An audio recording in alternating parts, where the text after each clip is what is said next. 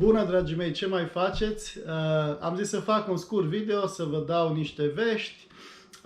Ce s-a mai întâmplat cu mine? În ultimele 2 săptămâni am avut probleme cu spatele, nu mi s-a mai întâmplat, dar mă rog, uneori lucrurile astea se întâmplă, parte din viață.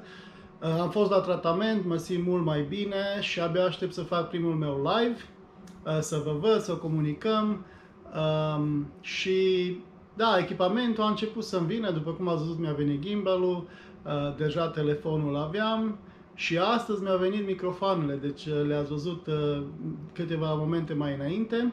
Abia aștept să vă văd, probabil weekendul următor și până data viitoare vă spun nu uita să-ți iei papuci atunci când călătorești, numai bine. Gelone, out!